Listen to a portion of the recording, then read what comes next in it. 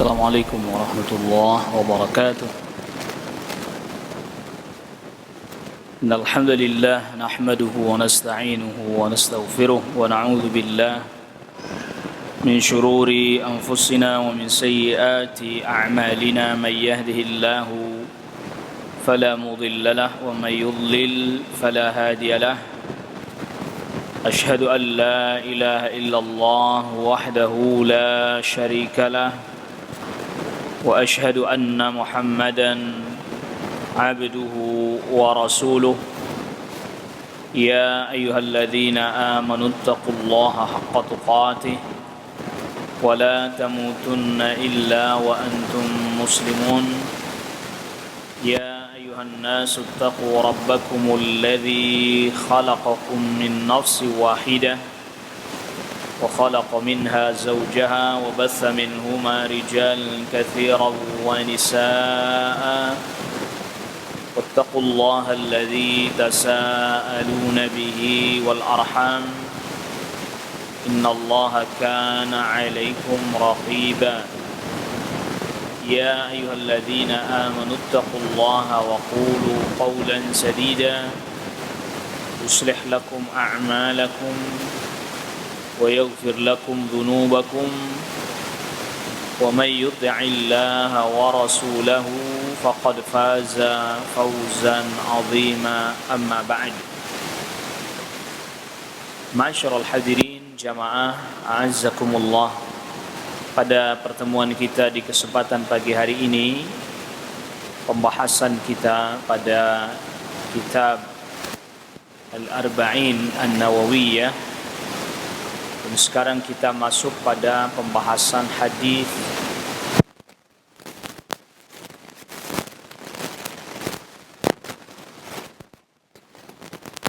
yang ke-40, hadis dari sahabat Abdullah ibn Umar radhiyallahu anhuma.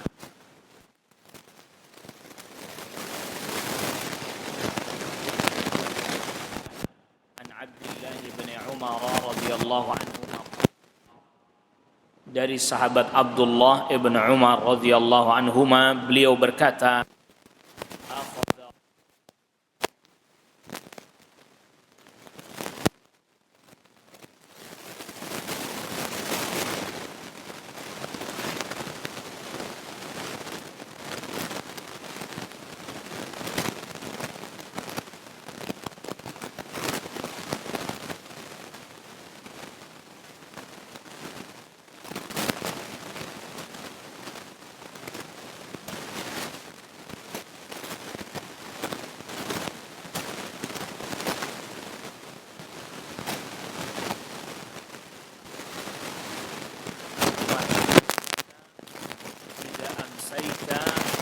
tantazir as-sabah. Apabila engkau di sore hari, maka jangan tunggu pagi hari. Wa idza asbahta, dan apabila engkau di pagi hari, fala tantazir al-masa, maka janganlah engkau tunggu sore hari. Wa khudh min sihhatika li maradik, ambillah persiapan bekal tatkala engkau sehat untuk kondisi ketika engkau sedang sakit. Wa min hayatika li mautik, dan ambillah bekal ketika engkau masih hidup sebagai persiapan untuk kematian. Rawahul Bukhari. Hadis ini diriwayatkan oleh Al-Imam Al-Bukhari. Hadis ini diriwayatkan oleh Al-Imam Al-Bukhari, diriwayatkan juga oleh Al-Imam An-Nasa'i, juga oleh Al-Imam.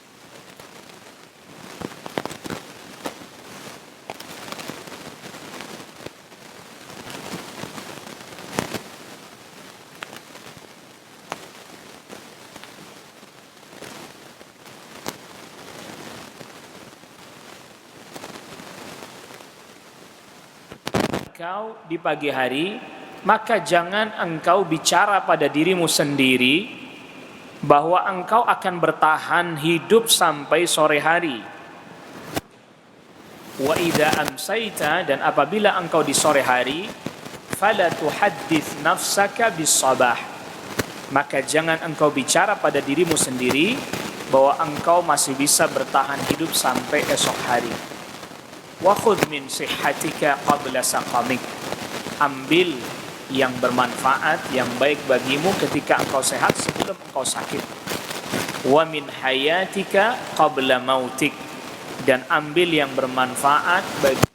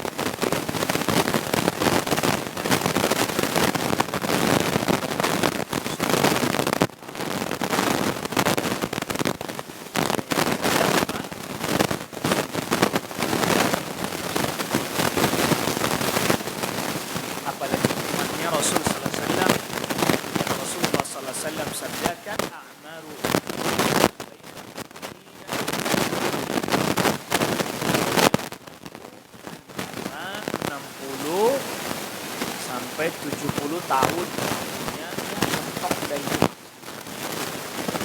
Wa qalla may yajuzu dzalik. Sedikit sekali yang usianya lebih dari itu. Ada kebanyakan di antara kurang dari itu banyak. Ini bicara maksimal ya. Jadi maksimal rata-rata 60-70. Sedikit yang lebih dari itu ada, tapi sedikit. Yang kurang dari itu apa? Lebih banyak. Kalau seperti Nabi Adam alaihissalam 1000 tahun sebentar. 1000 tahun saja apa? Sebentar. Gimana yang cuma 10 tahun?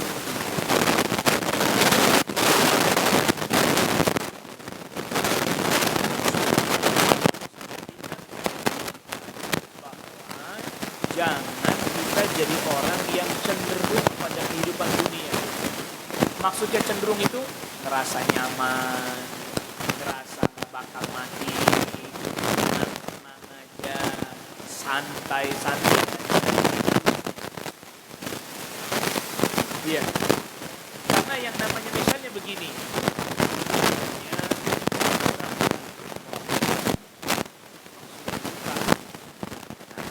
Misalnya berangkat umroh, katakan 10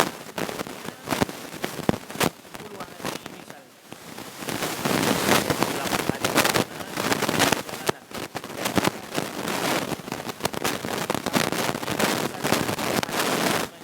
4 hari di Makkah. Yang 2 hari untuk apa?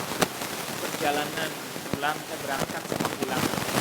Kira-kira di Madinah selama 4 hari, ibu pakai buat tidur aja. Tidur aja lah. Atau kira-kira digunakan banyak untuk aktivitas, masuk ke masjid Nabawi, ke masjid sampai sebagiannya adalah perjalanan bisa menuju ke Raudhah. Ibu gunakan nggak waktu itu sebaik-baiknya yang 4 hari di Madinah itu? Begitu juga sama. Ketika di Makkah 4 hari ibu habisin buat tidur, makan tidur doang di hotel, atau ibu sibuk masjid, tawaf, ibadah dan seterusnya. Pastinya disibukkan waktunya untuk ibadah. Kesempatan kapan lagi waktunya cuma sedikit, cuma 4 hari. Nah, itu karena apa? Kita sadar. Kenapa kita bisa seperti itu ketika kita umrah misalnya, atau ketika haji misalnya, dimanfaatkan betul. Karena kita sadar hanya sebentar. Maka tidak boleh kita menyia-nyiakan waktu. Karena cuma sebentar doang. Nanti bakal pulang. Maka oleh karena itu Rasul sallallahu alaihi wasallam ingatkan. Atau bahkan ini tadi cuma seperti orang lewat. Maka di dalam hadis yang diriwayatkan oleh Imam Ahmad, Rasulullah sallallahu alaihi wasallam bersabda, "Walid dunia." Saya tidak ada kepentingan terhadap urusan dunia. Artinya saya nggak ada keinginan ambisi untuk dunia, tidak.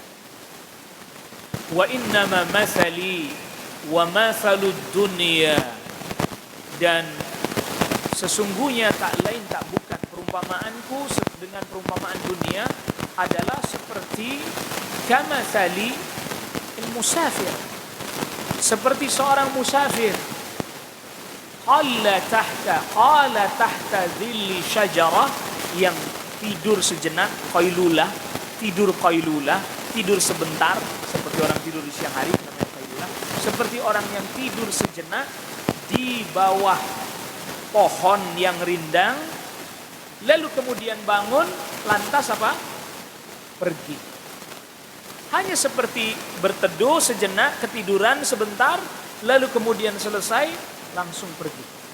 Itulah perumpamaanku dan perumpamaan dunia. Kata Rasul sallallahu alaihi wasallam sabdakan, perumpamaan kita di dunia begitu. Seperti orang asing yang singgah di satu negeri karena ada keperluan, Atau bahkan hanya seperti tadi musafir yang singgah sebentar, bahkan nggak nyampe seharian, hanya beberapa saat, singgah meneduh di bawah pohon, ketiduran sebentar, bangun, dia pergi lagi, berangkat lagi. Pertanyaannya, apakah orang yang tadi bepergian menuju satu negeri, singgahlah katakan beberapa hari di negeri itu, ada nggak sesuatu yang membuat dia jadi merasa berat meninggalkan negeri tersebut ketika keperluannya sudah selesai? Beda kalau Makkah Madinah, orang mesti rindu terus. Memang Allah jadikan itu. Kita misalnya nih ibu-ibu ada keperluan berdagang atau bapak-bapak keperluan berdagang di satu negeri misalnya. Udah selesai berdagang pengennya pulang nggak? Pulang, nggak ada yang diberatkan. Ya, tidak ada yang diberatkan. Apalagi hanya seperti orang yang lewat tadi. Dia lewat, singgah di bawah pohon, ketiduran sebentar.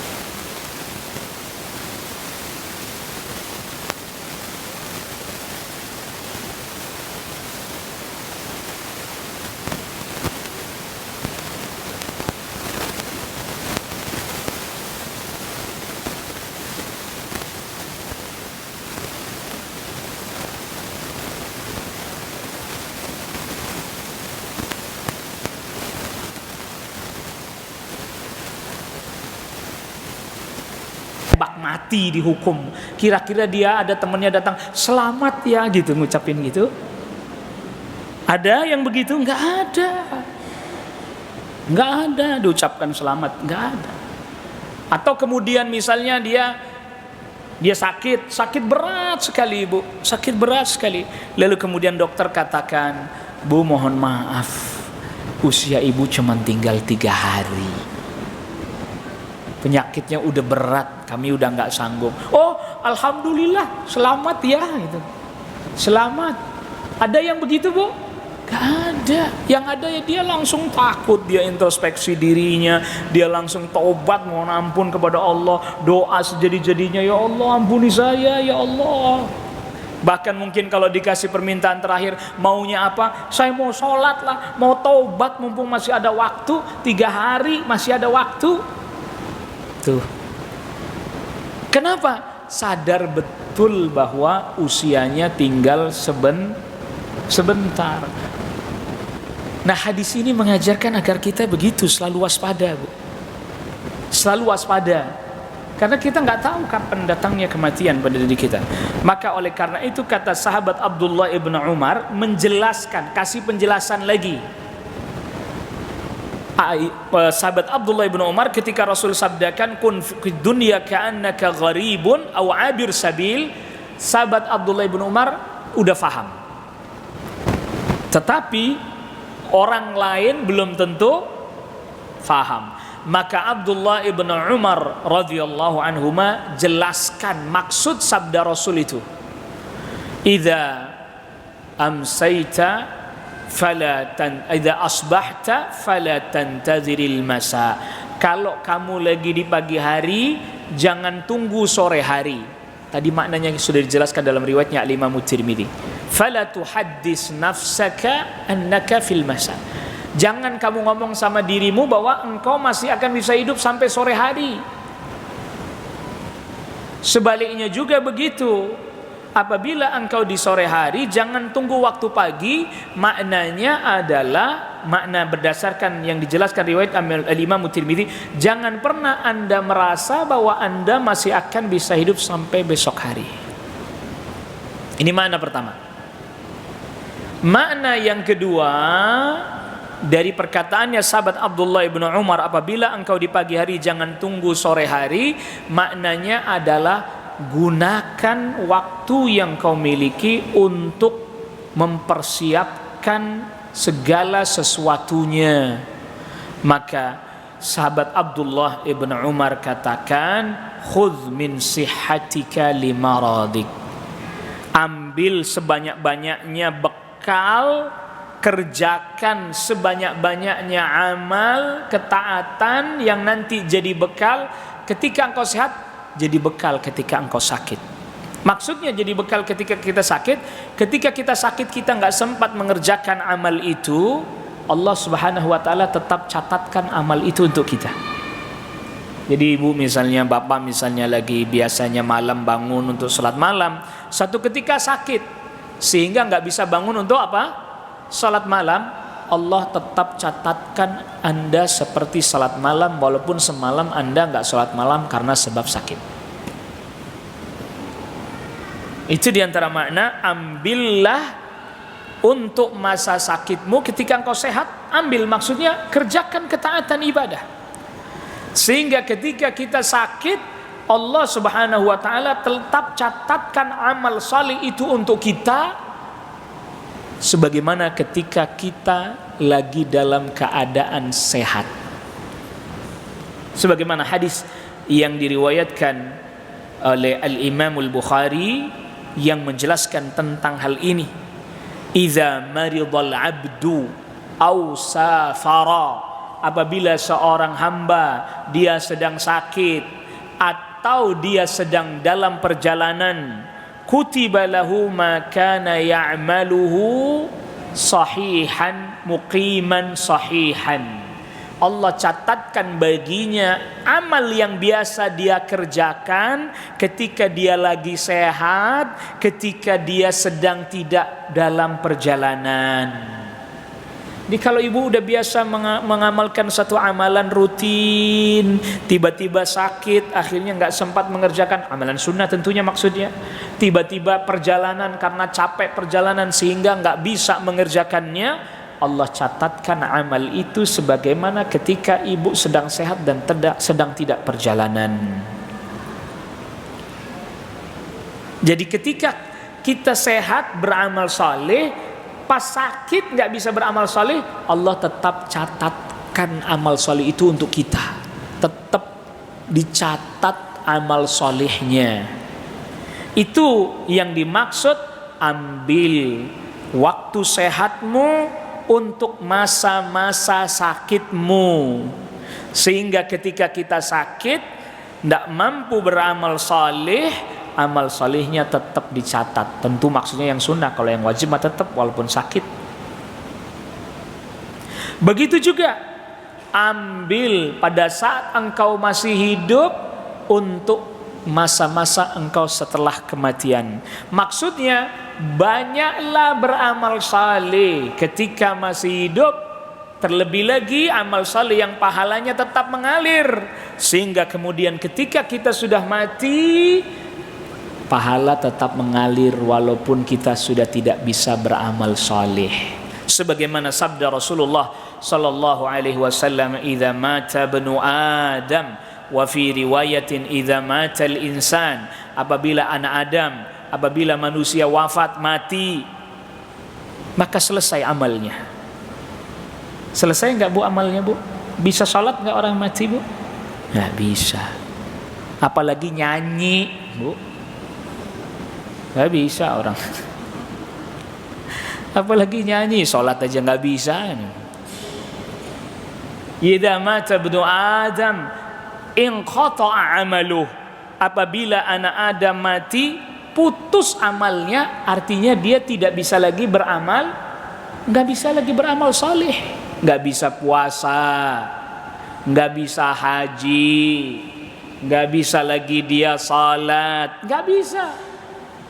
Illa min salasin, kecuali 3. Yang maksudnya kecuali 3, pahalanya masih bisa mengalir walaupun dia sudah tidak lagi beramal. Yang pertama adalah shadaqatin jariyah, sedekah jariyah. Sedekah yang pahalanya jariyah itu yang pahalanya terus mengalir. Shadaqatun jariyah. Ya, shadaqatin jariyah aw ilmin yuntafa'u bihi, ilmu yang bermanfaat, aw waladin salihin yad'u lah, atau anak saleh yang mendoakannya. Nah, maka oleh karena itu perkataannya sahabat Abdullah ibn Umar itu menjelaskan sabda Nabi, kalau Anda sadar bahwa Anda, kita semua ini seperti orang asing atau seperti orang yang hanya lewat saja, persiapkan bekal. Jangan santai-santai aja. Pagi hari nyantai aja sampai sore hari, ibadah enggak apa enggak. Begitu juga sore hari nyantai aja nunggu pagi, ibadah enggak, ngapa-ngapain enggak. Allahu Akbar.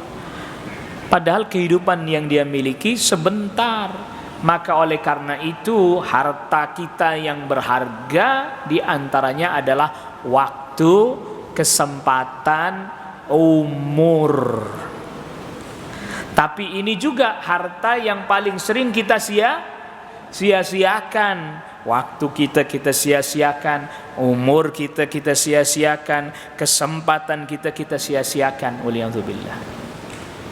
Nasallallahu alaihi wasallam.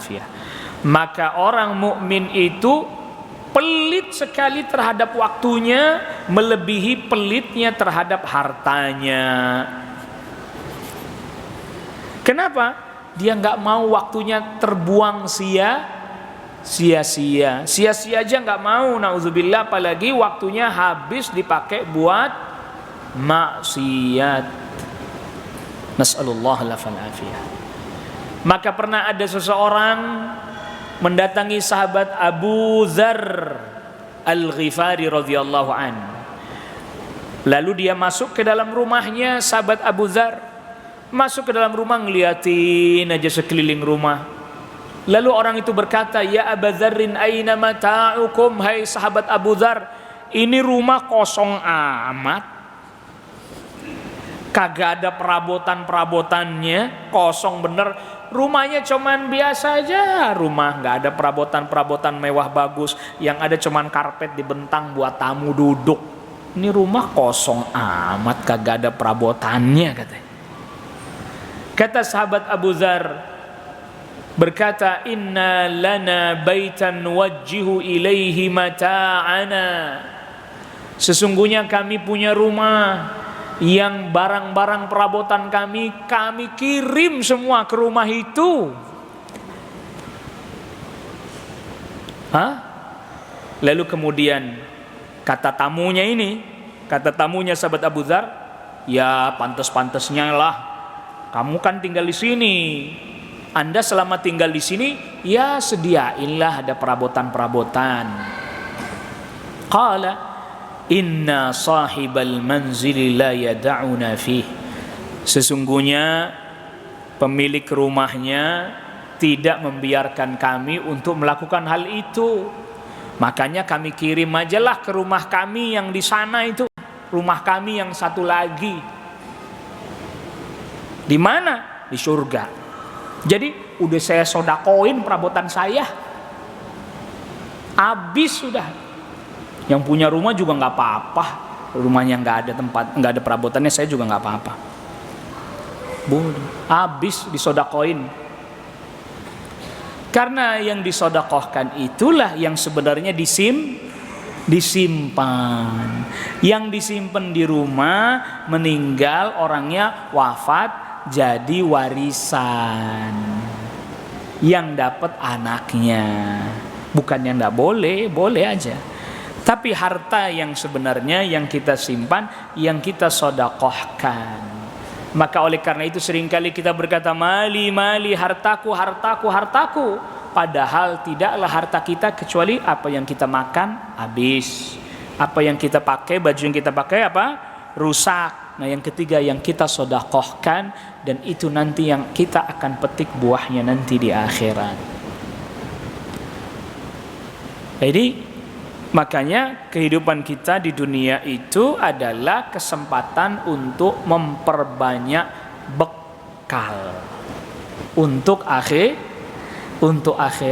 Nah, orang yang seperti ini justru Allah Rabbul Alamin berikan kelapangan hatinya. Iya, kelapangan hatinya, luas hatinya. Maka kalau misalnya dia dapati pakaiannya yang terbaik, paling indah. Apa contohnya pakaian terindah? Sutra misalnya.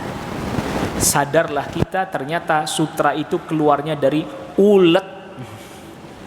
Betul enggak, Bu? Keluarnya dari ulet. Uletnya mau? Enggak mau, geli. Sutranya mau, padahal dia keluar dari ulet. Atau apa yang kita minum, madu misalnya, keluar dari mana, Bu? Tawon. Tawonnya mau? Tawonnya enggak mau, cuma mau madunya. Lihat. Jadi sesuatu yang terbaik terkadang untuk dunia ya, keluar dari yang buruk, Bu. Keluar dari yang buruk. Sutra dari ulet. Buruk, uletnya kita enggak mau. Madu dari tawon, tawonnya nggak mau, ya, dientup ntar sama tawon tuh, nggak mau kita. Atau misalnya misik itu dari darahnya kijang, menjanganlah sejenis itu. Darahnya mau, tapi udah jadi misik mau. Maka di sini menjadi pelajaran buat kita bahwa dunia itu terkadang yang terbaiknya saja itu datang dari sesuatu yang hina, dari sesuatu yang jelek, dari sesuatu yang buruk. Maka ya pakai secukupnya, gunakan untuk ketaatan kepada Allah Rabbul Alamin. Maka sebenarnya kita ini semuanya oleh Allah Subhanahu wa taala ditanamkan kecintaan semuanya kepada kampung yang pertama, yaitu surga. Kampung dunia ini cuman ujian doang sementara sebentar. Maka berkata seorang penyair, kam manzilin lil mar'i ya'lafuhul fata wa haninuhu abadan li awwali manzili. Berapa banyak satu tempat yang didiami oleh seseorang, tetapi kecintaan yang sebenarnya adalah kepada tempat yang pertama, yaitu apa, Bu? Surga. Kampung kita yang sebenarnya itu surga bukan di sini. Di sini cuman sebentar aja. Bahkan sampai sebagian para sahabat ketika mengetahui hadis ini atau mendengar hadis ini, seperti sahabat Salman Al-Farisi misalnya, hanya bekalnya di dunia seperti bekalnya orang yang melakukan perjalanan di zaman itu, Bu. Nah, ini contoh begini, bukan zaman sekarang. Zaman itu, Bu, kendaraannya naik unta, betul. Perjalanan jauh naik unta. Perjalanan jauh naik unta itu kira-kira bawa bekalnya berat seberat-beratnya atau sekedarnya aja? Berat seberat-beratnya. Nah, berat ontanya tuh jalannya.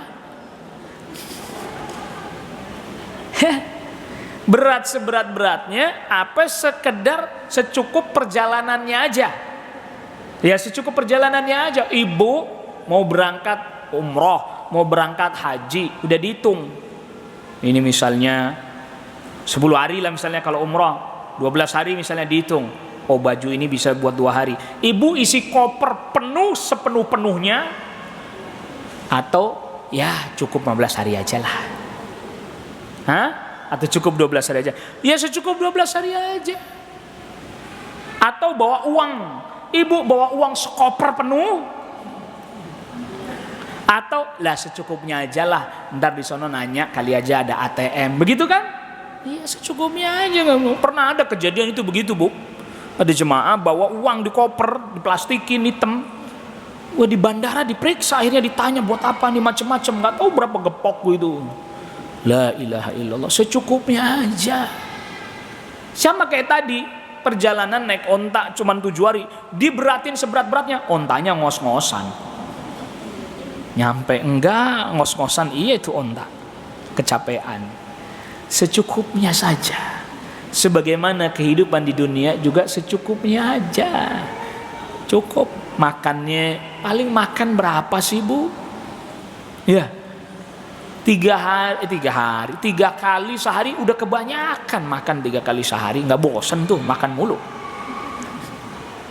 Itu juga umpamanya oke lah 3 kali sehari, sekali makan langsung 2 bakul, sanggup, Bu? Nggak sanggup, paling dikit doang, Pak Ustadz. Terus apa lagi? Itu maka oleh karena itu Rasulullah SAW sabdakan untuk urusan rizki zahir, man asbaha aminan fi syirbihi, siapa orang yang pagi hari kampungnya aman, alhamdulillah kampungnya aman, jangan dibikin gak aman kalau udah aman. Lalu kemudian mu'afan fi jasadihi, badannya sehat. Indahu qutu yaumihi, satu hari itu dia punya makanan yang dimakan sama dia sama keluarganya. Mau ngapain lagi? Hah? Kalau udah kayak gitu mau ngapain? Badan sehat, negeri aman, makanan ada tersedia buat anaknya, istrinya dimakan satu hari itu. Udah tinggal ngapain dah kalau udah kayak gitu? Udah tinggal ibadah. Udah tinggal taat kepada Allah Rabbul Alamin. Maka orang yang seperti itu faka'annama hizat lahud dunya bihadzafiriha, seakan-akan dunia semuanya dikasihin ke dia. Kenapa? Udah terpenuhi apa yang dia butuhkan dari sisi zahir, tinggal dia memenuhi kebutuhan batinnya, taat kepada Allah, beribadah kepada Allah Rabbul Alamin. Secukupnya aja. Ibu tahu laron, Bu? Laron, ya. Laron itu, Bu, kalau ada cahaya nyamperin gak? Ada api nyamperin gak dia? Nyamperin. Coba kalau dia seandainya dari jarak jauh aja, ada lampu tuh laron mesti ngerubung. Kalau memang dia butuh cahaya, dari jauh aja cukup. Tapi karena terlampau dekat malah jadi Kebakar. Seperti itulah dunia. Sedikit aja kita gunakan yang baik cukup. Kebanyakan kayak laron kita jadi yang kebakar. Akhirnya terlena. Akhirnya sama ketaatan males. Tadinya rajin pengajian, sibuk sama dunianya, nggak sempet Pak Ustadz ngaji. Sibuk, emang terus orang yang ikut ngaji nganggur semua gitu? Dia doang gitu yang sibuk. Sibuk Ustadz, sibuk, nggak sempet. Gitu.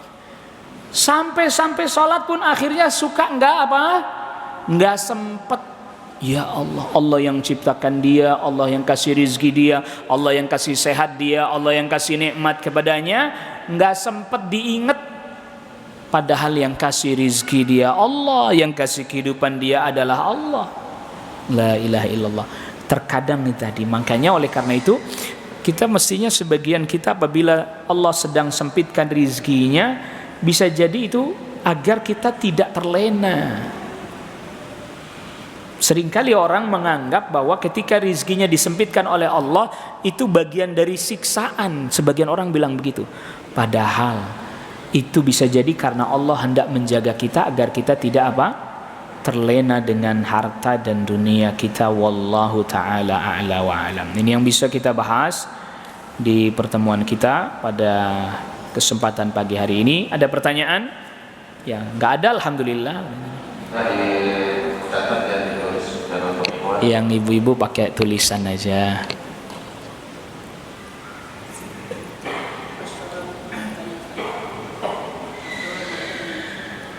Assalamualaikum warahmatullahi wabarakatuh. Waalaikumsalam warahmatullahi.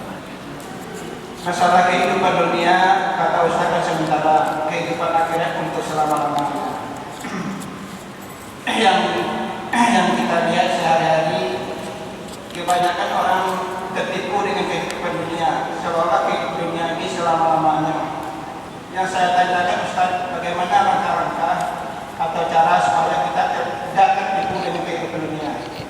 Sekian, assalamualaikum warahmatullahi wabarakatuh. Waalaikumsalam warahmatullahi wabarakatuh. Jawabannya pertama, banyak mengingat akhirat. Kenali akhirat lebih detail daripada kita mengenali dunia. Sekarang coba saya tanya, kita kalau ngobrol itu lebih banyak ngobrolin dunia apa akhirat? Dunia, ya pantes. Ya pantes lalai. Ngobrolin akhirat dikit.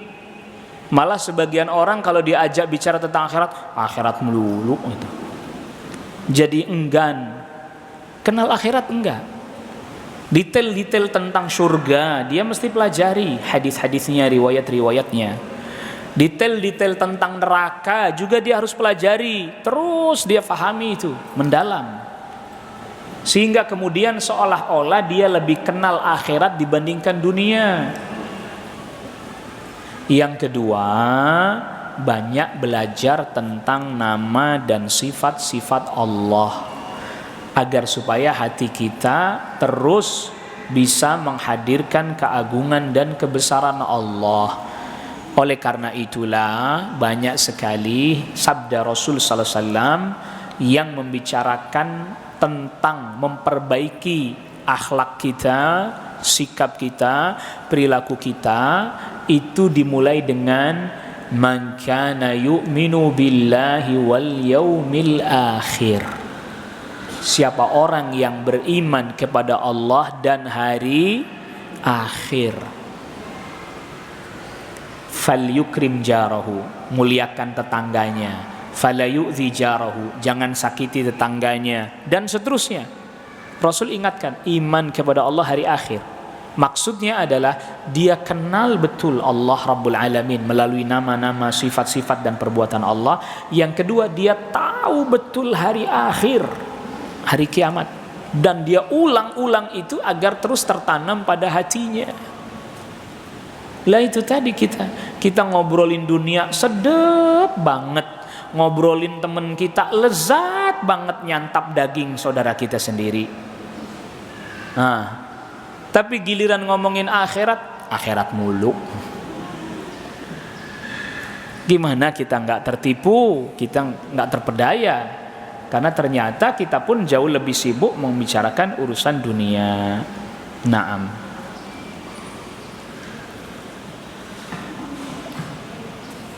Bismillahirrahmanirrahim. Assalamualaikum warahmatullahi wabarakatuh. Waalaikumsalam warahmatullahi wabarakatuh.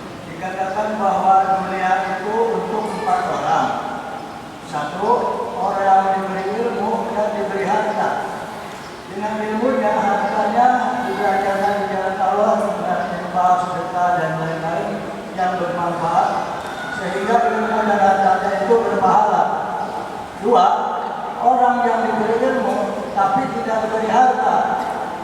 Dia berangan-angan, bercita-cita, seandainya aku juga diberi harta seperti orang tadi, aku juga akan berbuat baik, berinfak, sedekah dan lain-lain. Dan dikatakan bahwa pahalanya sama orang itu dengan orang yang nomor 1 tadi.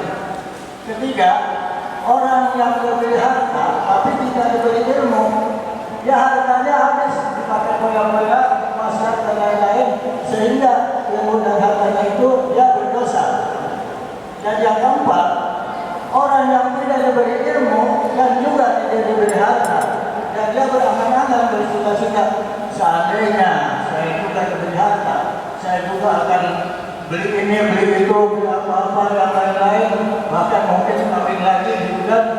Ya, itu dosanya sama dengan orang yang nomor 3 tadi kan. Nah, yang sebenarnya kan bagaimana kaitannya dengan hadis-hadis yang lain yang mengatakan bahwa setiap niat yang keburukan kalau belum dilaksanakan kan tidak dicatat suatu dosa. Sekian, terima kasih. Wassalamualaikum warahmatullahi wabarakatuh. Waalaikumsalam warahmatullahi wabarakatuh. Ini sudah saya jawab Pak di pengajian yang sebelum-sebelumnya. Karena seingat saya pertanyaan Bapak, entah ini udah kedua kali atau sudah ketiga kalinya pertanyaan ini. Saya ingat betul, hafal sampai pertanyaan Bapak. Pertanyaan Bapak itu kalau nggak pertanyaan tentang ini, itu pertanyaan tentang orang yang ditanya lalu kemudian dia menjawab atau dia tidak tahu, dia tidak menjawab, dan itu tidak tahu adalah separuh ilmu. Itu pertanyaan Bapak itu sudah berulang kali yang itu. Yang kedua ini pun sudah berulang kali. Jadi sudah ada rekamannya jawaban saya berulang-ulang terkait pertanyaan Bapak itu. Begitu ya Pak ya. Jadi pertanyaan Bapak ini seingat saya sudah kedua kali atau ketiga kali ditanyakan di pengajian saya. Sampai saya hafal pertanyaannya tentang hadis ini. Dan sudah saya jelaskan pada pembahasan hadis-hadis sebelumnya. Orang yang ingin berbuat keburukan baru muncul dalam hati, bukan keinginan kuat. Tapi kalau keinginannya sudah kuat, tercatat dia, walaupun dia belum mengerjakannya, atau dia tidak mengerjakannya karena nggak mampu. Ya, keinginannya kuat Pak, mau ngerjain maksiat, tapi nggak jadi karena tidak mampu, bukan karena takut kepada Allah, maka dia tetap tercatat. Sebagaimana Rasul pernah sabdakan, al-qatilu wal maqtul finnar. Idzal taqal muslimani bisayfayhima fal qatilu wal maqtulu finnar. Rasul pernah bersabda, apabila dua orang muslim bertemu dengan pedangnya, perang, muslim sama muslim perang, maka yang membunuh, yang dibunuh sama-sama di neraka. Kata para sahabat, kalau yang membunuh di neraka kami faham Rasul, tapi kenapa yang dibunuh di neraka juga? Sebab kalau dia punya peluang untuk membunuh, pasti dia bunuh duluan. Cuman pas nggak mampu keduluan aja. Tapi keinginannya sudah apa? Sudah kuat. Keinginannya sudah kuat. Dan itu sudah kita bahas di pertemuan selanjutnya. Wallahu a'lam. Jika tidak merayakan hari kelahiran, tidak dengan kue ulang tahun, hanya dengan nasi kuning saja dibagikan ke tetangga, apakah masih boleh? Enggak usah dipasin pas hari ulang tahun.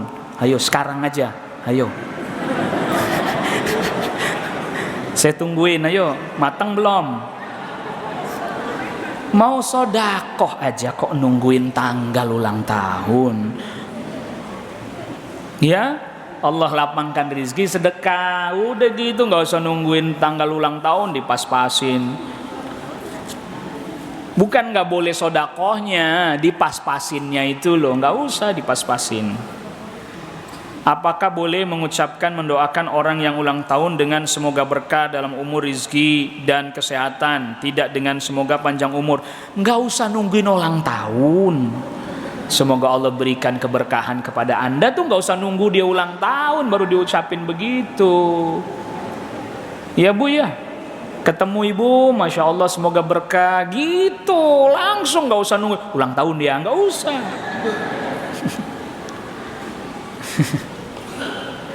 Apakah bisa atau diterima jika beramal dengan 5.000 niatnya untuk diri sendiri dan keluarga besar? Ya, diterima.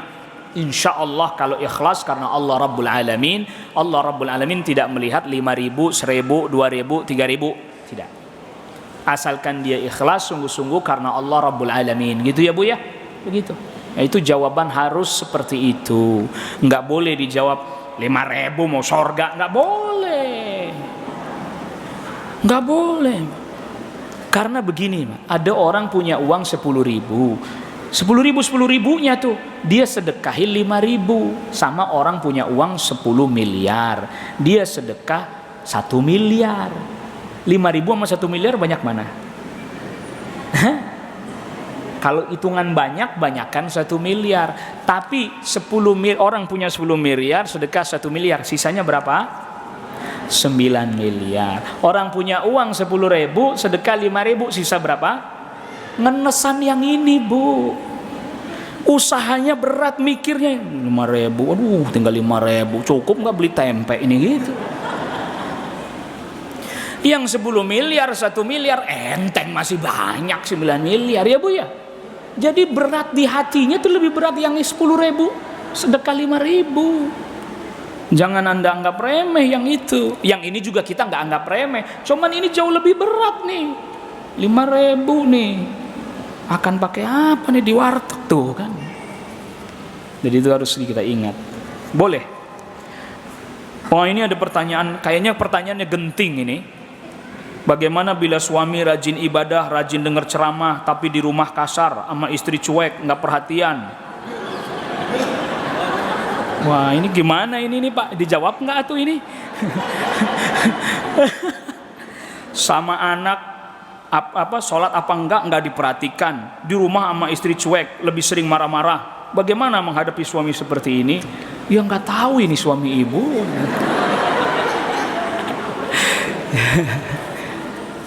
Jadi perlu kita ketahui bahwa ini semoga kita tercerahkan. Udah Bu, jangan ditambah lagi pertanyaannya, udah mau ditutup atau pengajian. Iya Bu ya, jadi makanya Ibu ya, saya berharap ibu-ibu, saya juga, kita semua belajar meningkat. Bukan dengar ceramah lagi, tetapi pengajian. Atau dalam bahasa lain, menuntut ilmu. Gimana? Apa sih bedanya? Ibu kalau dengar ceramah cuman dengar, terus kadang yang namanya ceramah itu temanya tidak berurutan. Betul nggak Bu? Temanya tidak apa? Berurutan, alias tematik. Tema ini habis, tema itu, sehingga nggak berurutan. Nah maka kita usahakan pengajian itu temanya berurutan. Ada bukunya, ada kitabnya, sehingga temanya berurutan, yang satu sama lain saling terkait. Kita belajar coba bersabar kayak begitu. 1, 2, setahap demi setahap, satu. Nanti dapat ilmu, insya Allah ada perubahan. Kalau ceramah Bu, bersifat biasanya di permukaan, tidak begitu mendalam, tema-tema yang umum disampaikan, udah selesai, tahun depan diulang tema itu. Itu namanya dengar ceramah. Tapi kalau pengajian, makin kesana makin mendalam. Makin mendalam, makin detail, makin rinci. Makanya tadi kita berharap kita mulai meningkat. Bawa catatan setidaknya. Alhamdulillah kalau misalnya punya buku, bawa bukunya misalnya, meningkat. Begitu ya Bu ya. Karena kalau kita cuman mengandalkan memori hafalan, berat. Barlen, bubar kelalen. Bubar lupa udah semuanya. Begitu. Tapi kalau ada yang dicatat gitu ya, dan seterusnya, insya Allah, maka kita meningkat. Tahun 90-an dulu, zaman saya kecil seneng denger ceramah, Bu. Ceramah, pengajian jarang, sedikit. Alhamdulillah sekarang udah banyak. Maksudnya orang mau ikut ngaji. Kalau ngaji rutin di masjid-masjid dulu tuh habis maghrib sampai isya sepi. Ceramah rame orang denger. Karena ceramahnya ringkas, banyak ketawanya gitu kan. Orang seneng. Temanya yang ringan-ringan. Begitu. Tapi giliran ngaji udah mulai agak mendalam tuh pembahasan. Udah mulai tadi agak rumit, agak sulit. Hadis ini maknanya diterjemahkan nama hadis ini nih, dan seterusnya. Nah, kita latih agar supaya kita terbiasa begitu. Insya Allah itu mendatangkan dampak yang baik. Ya habis kadang sebagian kita juga senengnya ceramah lucu. Ini sebenarnya Anda ini mau dengerin ceramah apa stand up komedi? Undang ustadznya pelawak. Ini pelawak diundang, Bu. Gimana? Mana coba dengerin pelawak ceramah itu? Saya tidak pernah sebut nama. Saya selalu jaga kode etik. Tidak boleh. Coba Ibu searching aja. Pelawak ceramah 1 jam, Bu. Nggak ada dalil. Kalau sepotong. Apalagi utuh satu hadis. Tapi kan Ibu seneng.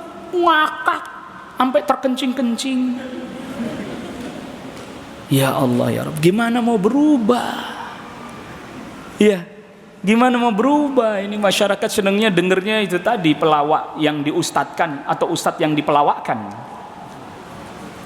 Begitu. Pak Ustadz, jika suami menikah lagi tanpa sepengetahuan istri dosa apa tidak? Ini nanti ini tanyanya sama yang pembahasan yang lain ya Bu ya, poligami ya. Dalam aturan syariat, dalam aturan fikih tidak ada syarat menikah lagi itu harus izin istri, tidak ada Bu. Di dalam kitab-kitab fikih tidak ada. Begitu. Tidak ada. Dan itu bukan nikah siri, dia cuma nikah ada walinya, ada saksinya, cuman belum dicatatkan ke kantor urusan agama. Tetapi menurut perundang-undangan pernikahan yang ditetapkan oleh negara, itu dia bisa digugat sama istrinya dan dibatalkan pernikahannya. Tapi itu tidak sesuai dengan aturan fikih. Jelas Bu ya? Jadi misalnya ada perempuan atau seorang istri, suaminya nikah lagi, dia nggak tahu, ternyata di belakangan dia tahu dia nikah lagi, lalu istrinya lapor ke pengadilan agama, itu bisa dibatalin pernikahan yang itu sama pengadilan agama. Tetapi itu tidak sesuai dengan aturan fikih. Begitu. Itu peraturannya kompilasi hukum Islam namanya Ibu. Jadi tidak syarat ya Bu, tidak ada syarat. Tapi izin istri itu tidak ada syarat. Tapi setelah dia menikah lagi, hendaklah dia kasih tahu istrinya agar dia tidak berbohong. Sebab kalau dia nggak kasih tahu istrinya, maka dia akan terus apa? Bohong. Aku mau keluar kota dulu ya, dinas ini. Nah, kan bohong. Dosanya karena apa? Bohong. Makanya kasih tahu Pak. Ya udah minta maaf aja lah itu. Minta izin nggak lupa, minta maaf sekarang. Maaf ya aku khilaf itu. Sebab kalau dia nggak kasih tahu, dia bohong nanti. Ngakunya dinas luar kota, bener sih, tapi yang di luar kota istrinya juga gitu Bu. Jika kita berwudu tapi tidak menghirup air ke hidung, apakah sah wudunya Pak Ustadz? Ya menghirup, kalau ulama mazhab Syafi'i itu menghirup ke hidung tidak wajib.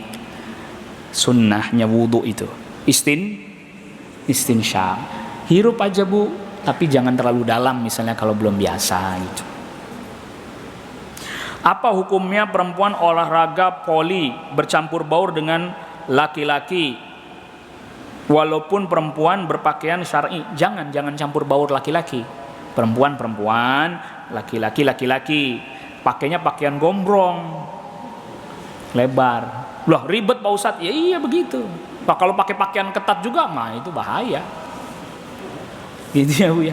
Ini yang bahaya kan perempuan udah pakai celana pendek, ketat lagi, bapak-bapak yang nonton. Nggak inget bentar lagi malaikat maut nyamperin. Jangan Pak, jangan, udah. Ibu-ibu juga tuh olahraga voli ya sama ibu-ibu. Kalau bisa yang indoor, voli kan indoor ya. Voli yang indoor, ibu-ibu semua pakai bajunya yang tutup aurat, terutama aurat besar. Nih saya kasih tahu tipsnya, ibu pakai baju yang sampai lutut sini panjangnya, di bawahnya pakai celana yang lebar, tetap bisa bergerak. Karena tetap ibu tidak boleh menampilkan lekuk-lekuk tubuh walaupun sesama wanita muslimah sekalipun. Terlebih lagi wanita hari ini walaupun muslimah seringkali tidak bisa menjaga lisannya. Bu pakai pakaian ketat, dia keluar cerita dia sama suaminya, tadi ibu anu bajunya ketat banget, seksi banget, mana betisnya gede lagi. Nah ini masalah ini. Jangan bilang Ustaz tahu bener gitu, jangan bilang begitu. Saya nanyanya sama ibu-ibu juga soal begitu. Jangan Ustaz belum tahu bener, pernah ikut ya gitu. Enggak, saya nggak pernah ikut liga poli ibu-ibu, nggak pernah. Bagaimana tips buat para ibu agar sholat tepat waktu? Kadang suka lalai kalau lagi mengerjakan pekerjaan rumah. Pasang alarm. Ibu ya, pasang apa bu? Pasang alarm. Sekarang udah ada canggih, lagi masak tret bunyi, wah ini waktunya duhur nih, beresin segera. Ya, jangan tunda terlampau lama. Sesuatu yang menarik dan itu terbukti. Apabila kita menunda sesuatu itu terlampau lama, bisa jadi tetap dikerjakan, tapi akhirnya sangat lambat, atau bisa jadi malah jadi tidak dikerjakan. Coba deh bu, ibu buktikan, entar deh, itu udah mepet banget, atau bahkan lupa belum sholat tuh. Bisa jadi akhirnya mundur banget, atau malah sampai tidak dikerjakan sama sekali. Dan itu bagian daripada tipu daya syaitan. Nanti, entar, at-taswif. Maka itu sudah terbukti. Kalau ditunda, bisa jadi dia akan terlambat, bahkan sangat terlambat, atau bahkan tidak mengerjakan. Wallahu a'lam. Kita cukupkan kajian kita kali ini. Wa sallallahu ala nabiyyina Muhammadin wa alihi washabbihi wa sallama tasliman katsira. Subhanakallah bihamdik, asyhadu an la ilaha illa anta astaghfiruka wa atubu ilaik. Assalamualaikum warahmatullahi wabarakatuh.